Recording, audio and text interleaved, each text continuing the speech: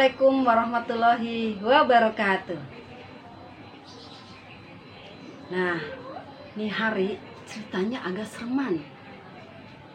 Aye, Pok Rini mau ngebacain cerpen Betawi buatan Bang Jantuk yang judulnya Setan Kuburan. Serem. Malam minggu ada lenong di kampung Rengas. Somat sama Oji baru pulang kira-kira sekitaran jam 3 kurang. Mata gua ngantuk banget. Kagak kuat, Ji, kata Bang Somat. Iya, gue juga hawanya ngantuk banget nih, kata Oji sembari angop. Ji, lu tadi lihat nggak cewek yang pakai kerudung merah yang lagi beli lepet sama uli bakar? Tanya Somat. Oh, yang berdua anak kecil yang bawa balon, jawab Oji. Iya, dari tadi ngedepin gua aja, kata Somat. Lu kagak samperin tadi, kata Oji. Kalau lu tadi ngomong sama gue yang nyamperin dah. Payah lu mah. Seraya agak ngedumel sama Somat. Bukan gue kagak mau nyamperin. Pas gue mau samperin, lakinya dateng ngajak pulang, kata Bang Somat. Payah banget kalau gitu. Dia udah punya laki, kata Oji. Ji, gue biar gini-gini, kalau bini orang gue paling pantang, biar dia cakep sekalipun, kata Somat. Di sepanjang perjalanan pulang, Somat sama Oji ngobrol yang kagak-kagak. Sampai kaget ditanya sama seorang perempuan. Cantik banget. Bang, halus banget suaranya.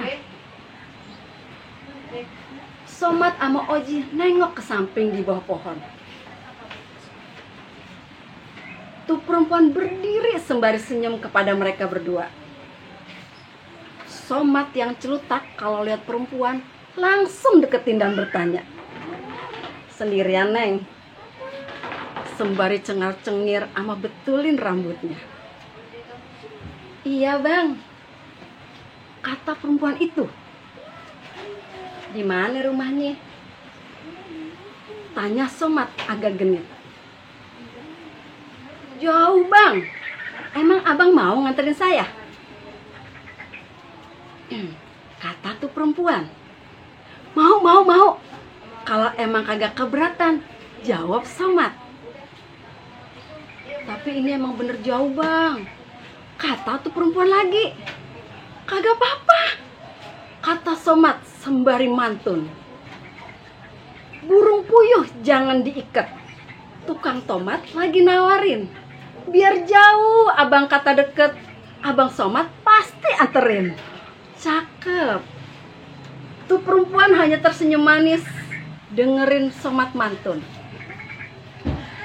Udah lu anterin gih, kata Oji.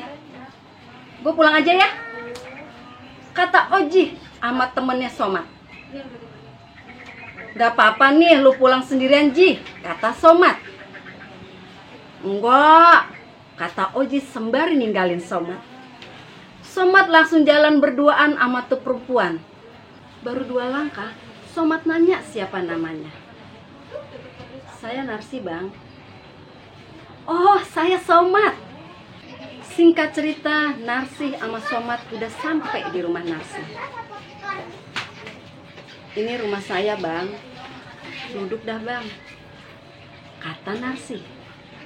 Somat duduk. Narsi permisi mau bikin minuman.